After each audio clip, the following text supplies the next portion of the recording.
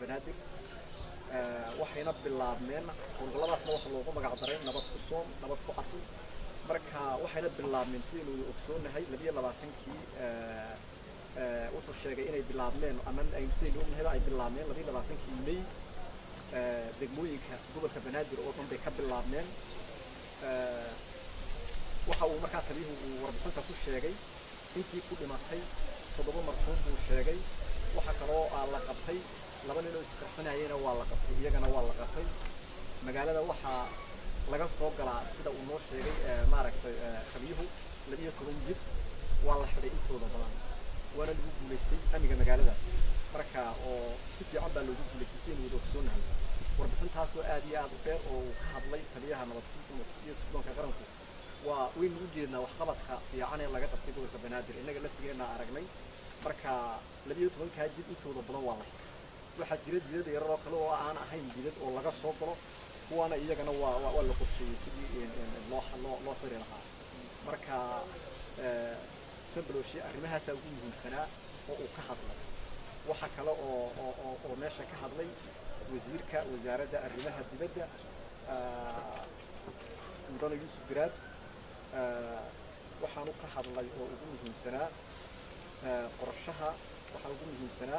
qorshaha iyo qaabka wax ka beddelka shaqada wasaaradda arrimaha dibadda iyo safiirada iska fadhiya wadamada marka Yuusuf Garaad waxa kale oo ka hadlay oo iyagana ugu muhiimsanaa sharcigii arrimaha dibadda ayuu ka hadlay oo aad iyo aad loo falanqeeyay oo loo baahan yahay in lagu shaqeeyo sharcigaas oo hore loo baasgareeyay oo baarlamaanku baasgareeyay marka in lagu shaqeeyo isagana waxaan ku waa la isku afgartay oo la raaco maadaama sharcigan hore loo baasgareeyay marka waxa kale oo iyaduna meesha ka hadashay Maryam Qaasim waa wasiirka waxa weeye ayaa warbixin laga dhageystay wasiirka warbixin ku saabsan Soomaaliya ay ku tagtay magaalada Baydhabo iyo Waajid iyo Doolo warbixin ayay naga ka siisay golaha wasiirada warbixintaas oo maaragtay iyaduna aad iyo aad u wanaagsanay baayada kool waxa sheegtay markii hore ee ay tagtay inay aad iyo aad u kululayd oo maaragtay ay weel badan u ka jiray magaaladaas laakiin hadda uu maaragtay furayku ka jabo ilaahay uu maaragtay roob moodasiiyay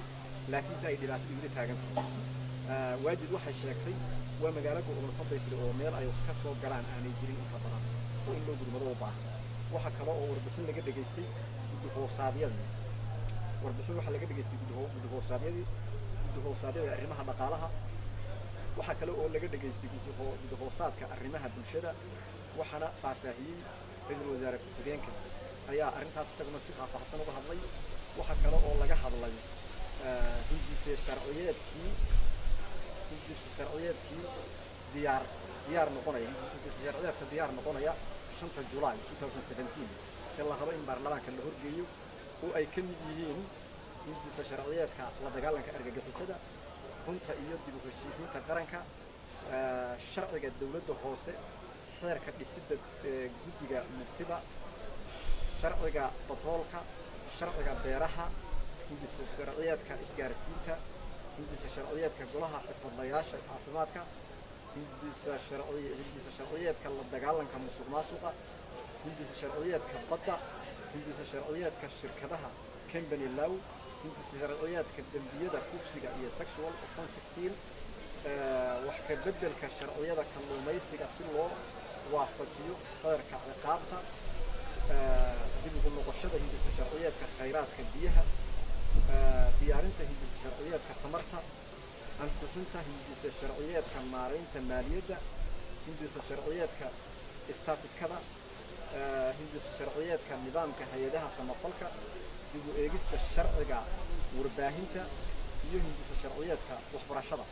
waa hindise sharciyeedka diyaar noqon doona 5 July 2017 ee la rabo in baarlamaanka la horgeeyo